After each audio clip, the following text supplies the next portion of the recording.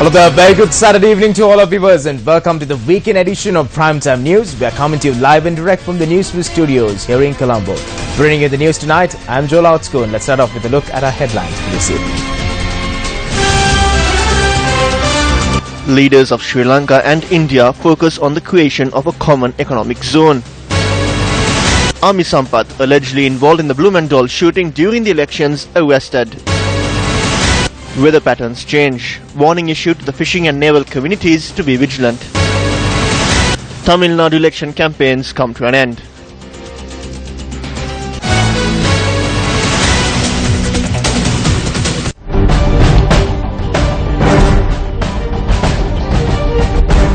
Starting off news this evening from the news from the President's diary, the leaders of Sri Lanka and India have drawn their attention towards creating a common economic zone. President Maithripala Sirisena, who is on an official visit to India, had bilateral discussions with the Indian Prime Minister Narendra Modi in Hyderabad home in New Delhi. This was the sixth meeting of President Maithripala Sirisena with the Indian Premier during a short span of 15 months. During the discussion, the Indian Premier assured to give every support to Sri Lanka to make the reconciliation program successful. The President's Media Division said the leaders also discussed about establishing of an allopathic medicine investment zone in Sri Lanka with assistance of the Indian government. With the establishment of this zone, Sri Lanka will be able to produce all required medicine from within the country. Attention was also paid on enhancing of the economic, commercial and cultural relations between the two countries. President Maithripala Sirisena also attended the international conference as a chief guest held on Kumbh Mela in Ujjain. He was accompanied by the Indian Prime Minister. Speaking to the gathering, the President has commented on the link between Hinduism and Buddhism and relations between the two countries. The unveiling of Anagarika Dharmapal statue today in the afternoon in Chetiga Vihara indicate deep appreciation of the mutual relationship we have enjoyed. The opportunity afforded to me to worship the relics of Arahats, Sariputta and Moggallana. This endorses the interest and commitment of the Indian government towards respecting Buddhism. As the president of a country with a majority Buddhist population, I have special reasons to be happy.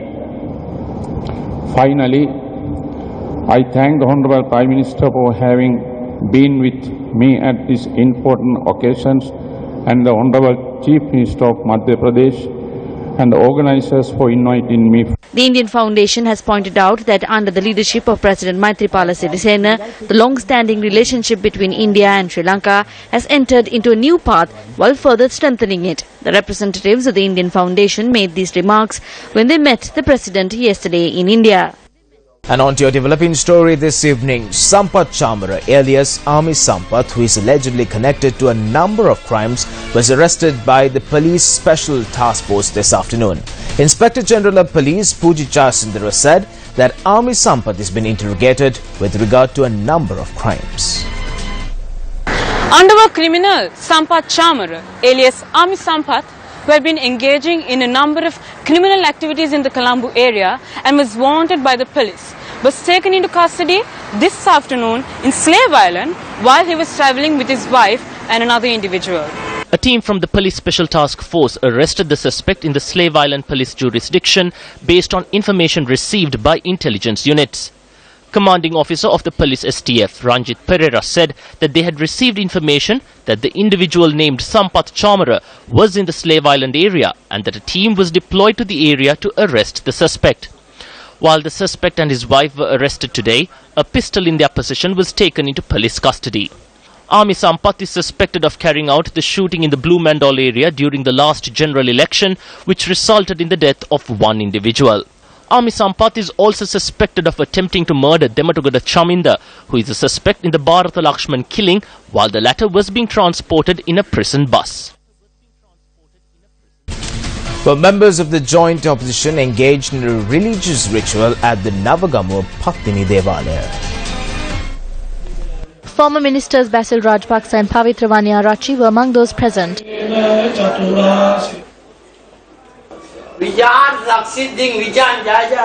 I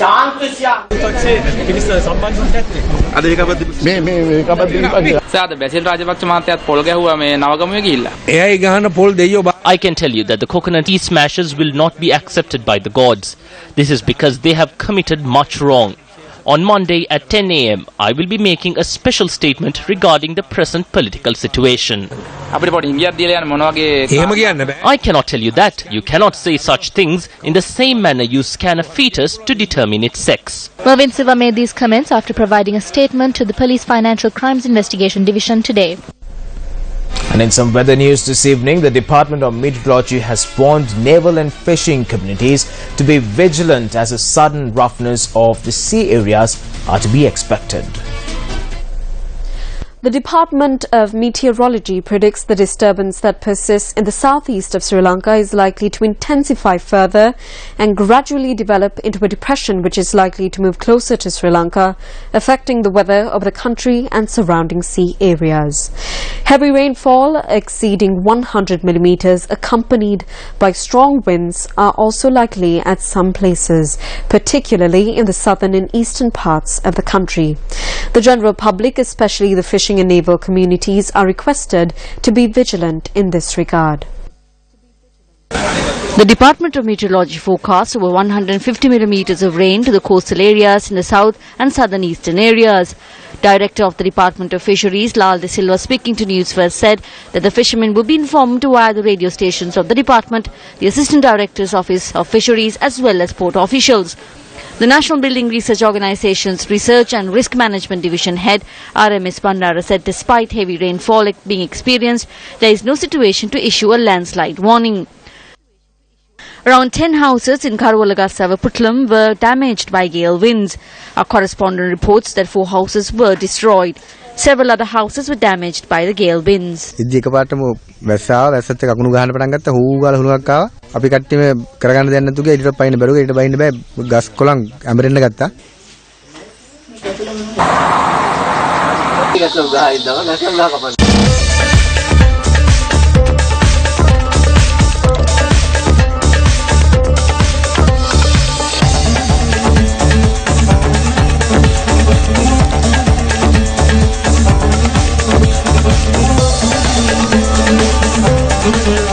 Still in local news this evening, a seminar on professional ethics and social etiquette for lawyers, organized by Sri Lanka Women Lawyers Association, was held in Colombo today.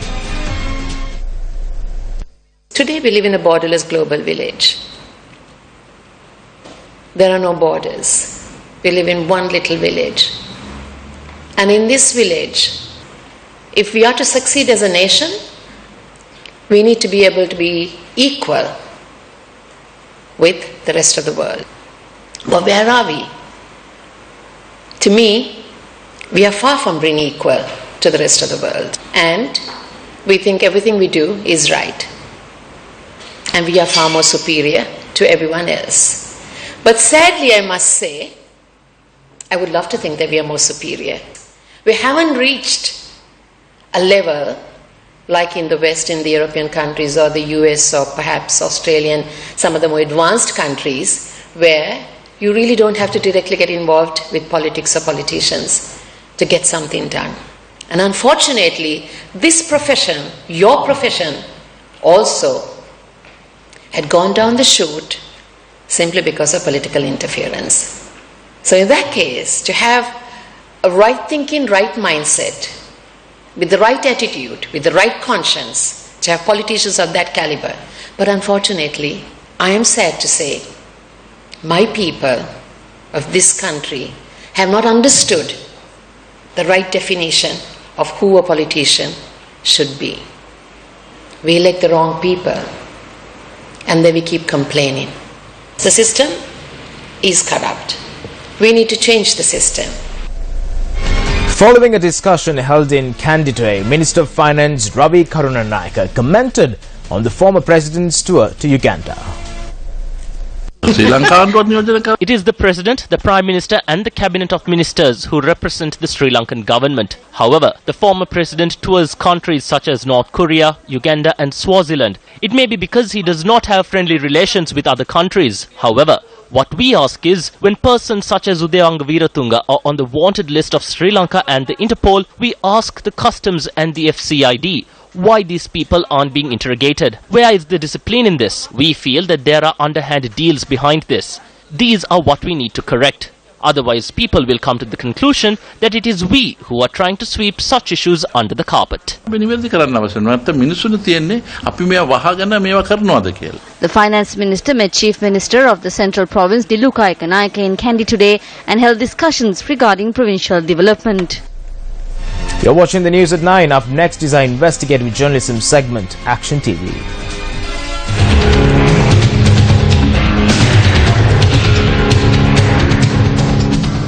Action TV exposed the substandard roads being built in the Puttalam district in the year 2014 by the Minister of Economic Development, even when a body for the development of roads exists at the central government and provincial council levels.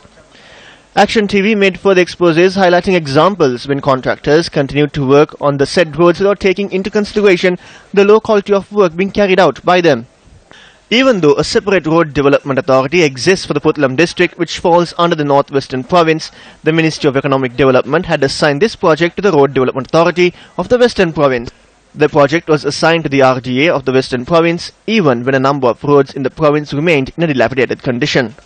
On the 3rd of April this year, by highlighting 3 main byroads in the Puttalam district, Action TV exposed how the work of the contractors, engineers and technicians contracted by the Road Development Authority of the Western Province was well below the expected standards. 2 days after this expose was made, the Road Development Authority attached to the central government took steps to rectify the situation. The steps taken by this authority to remove the sections of road where the tarmac had split was indeed a good move. This indeed showed the gravity of the deception caused. The thickness of the carpet is only 1 inch. See how it easily breaks away. Even though the politicians directly responsible for this predicament are no more in power, the officials directly responsible for this matter are still serving at the Road Development Authority of the Western Province. It is with the blessings of these officials that these very contractors are currently engaged in constructing roads across the country in a substandard manner using public funds. The current state of these 3 main byroads in the Puttalam district clearly shows how officials who came into power vowing to make these wrongs right have no proper answers but only excuses. This is exemplified by their actions on the 5th of April to remove the broken tarmac and replace it with heaps of stones. They removed the tarmac and to cover the crater they filled it with stones. When this happens, the whole road gets wasted bit by bit. Laying substandard carpets, removing those carpets and replacing it with stones, isn't this a deception to the public? Joint Chairman of the Development Coordinating Committee of the Puttalam District, this is over to you.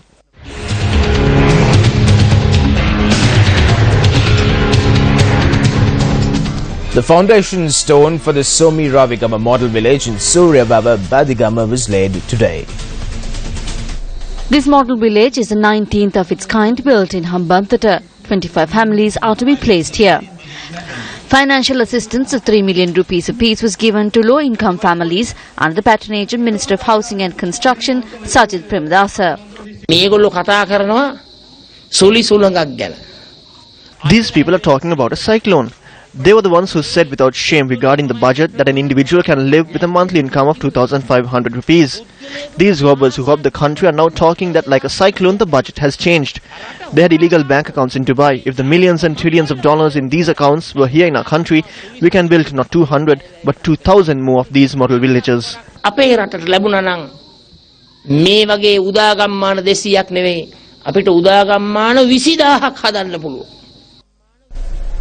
On a lighter note, the Sri Lanka Air Force conducted a demonstration and Yasi rescue refresh exercise at Valvetituraisi yesterday. SLAF pilots, SLAF Regiment Special Force members, air gunners and technicians along with the instructors took part in this training exercise.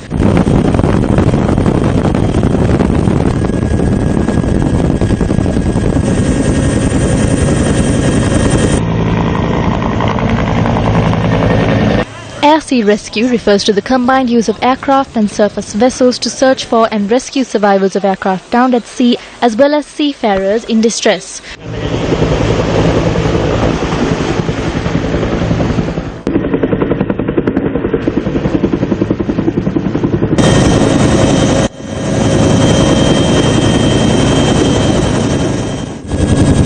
The exercise was conducted with the support of the Sri Lanka Army, Sri Lanka Navy, Sri Lanka Police and the Coast Guard. A Sri Lanka army truck and a lorry crashed onto each other this afternoon in Mineria. Police said one person was killed while 3 others were injured in the accident.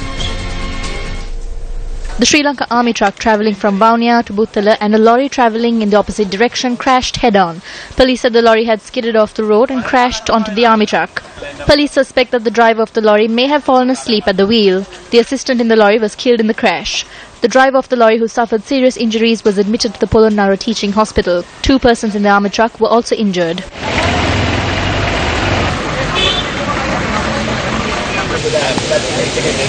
Tamil Nadu Chief Minister J. Jayalalitha, in a letter to Indian Prime Minister Narendra Modi, has said the Indian government should take measures to suspend the reconstruction in the Kachtivu Islands.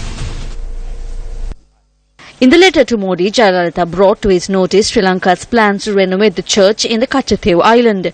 She adds that the reported move of the Sri Lankan government to build a new church replacing the existing one was opposed by the fishermen in Tamil Nadu. She notes that this move takes away the means of Tamil Nadu fishermen going to the island for worship.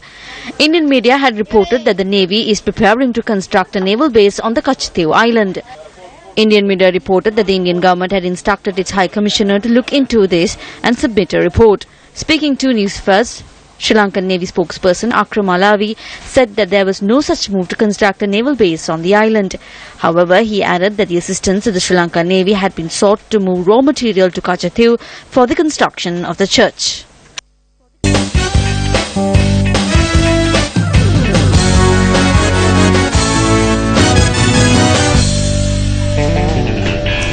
Well, the Bradby Shield encounter, commonly known as the Bradby, is the blue ribbon of Sri Lanka's school rugby played between Royal College, Colombo and Trinity College, Kandy. The 72nd Bradby ended in a draw today. Royal College Colombo was led into the second leg of the 72nd edition of the Bradby by Nicola Gunadeva, while Rahul Tilaka led the lads from Kandy into the match. Royal College Colombo led the game in the early stages, closing the first half 10-5. However, the tables turned in the second half, with Trinity College scoring 13 points to go up 18-10. In the dying minutes of the game, Royal College converted a penalty to bring down the gap 13-18. However, it was Trinity College Kandy who won the second leg of the 72nd Bradby encounter. Royal College Colombo won the first leg 22-17 on the 30th of last month, and following the conclusion of the second leg, both teams were equal with 35 points each. The 72nd Bradby ended in a draw. Royal College Colombo were the champions in the previous year.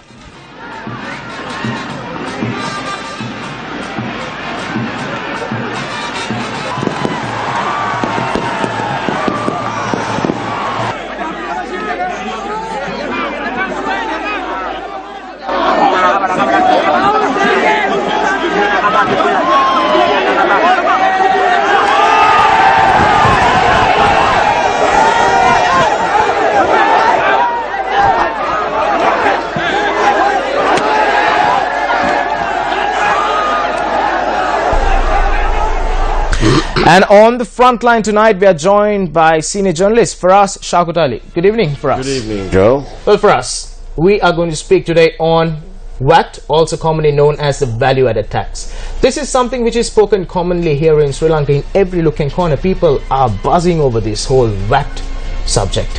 What is your take on this?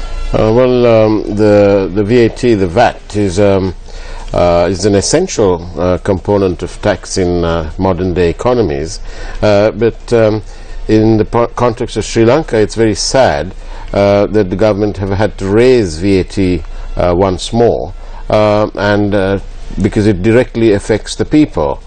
And also, this has come about because of very poor, extremely poor fiscal management on the part of the government, which is a great pity, because at the end of the day it's the people who are hit time and time after again.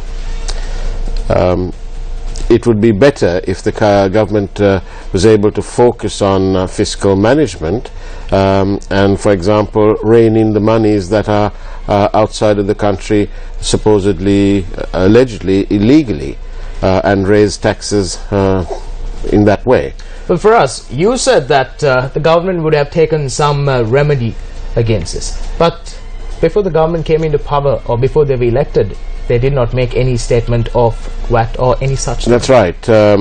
It has been politically expedient for the government to be silent on these matters, but quite frankly, I don't think that they themselves even envisaged the scale of the problem that they were taking on once they came into power. It's quite easy. The gardens always appear to be greener when one is in the opposition, the other side of the fence, so to speak.